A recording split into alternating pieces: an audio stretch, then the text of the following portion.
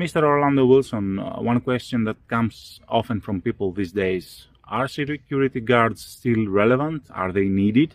Do they provide anything? Well, that depends on where you are and depends on what you're doing. Seeing what's been going on lately, especially in places like UK, I would say most security guards are not needed. They're a waste of time, they're a waste of money. You see what's been happening with the environmental protesters. They even went down to Scotland Yard, that's the police headquarters in UK, New Scotland Yard, and sprayed the building with paint. And the cops didn't do anything. So if the police can't do anything to stop protesters from vandalizing their headquarters, what can a security guard do to protect you, your business, etc.? Now, there's videos online all the time of security guards getting into fights with people, and from what I understand about UK and a lot of other countries, even in certain parts of the US, stuff like theft is virtually decriminalized. You can't do anything to stop it. I think in US, the supermarket chain or the shop chain Target just put out yesterday they've lost $400 million worth of assets. And there's not much you can do to prevent that. They have security personnel. The security personnel aren't doing any good because there's nothing they can do to prevent the theft.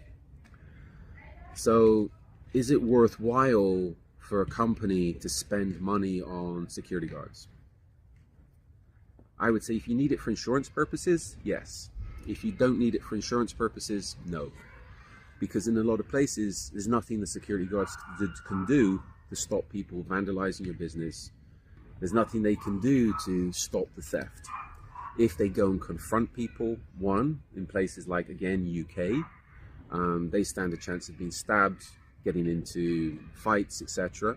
And the chances are the police will turn up and arrest the security guard for assaulting the person that stole a pair of underpants. If you're looking at places like the United States, certain states in the United States where armed security can use force to protect others, yeah, that makes sense. If you've got armed robbers that come into your business, the security guard can use reasonable force, lethal force, to protect that business and people in that business, the lives of the people in the business. If you've got a security guard in UK, which is completely unarmed, and a couple of robbers come in your shop with machetes, what can that security guard do? Nothing.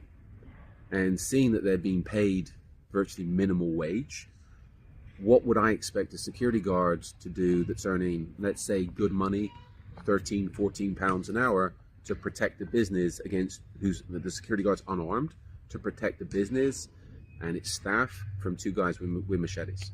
What can they do? Nothing. So in such situations, I would say if you're a small business owner, a large business owner, I would look at what your security guards can actually do. And again, if they can't actually do anything, what's the point in having them?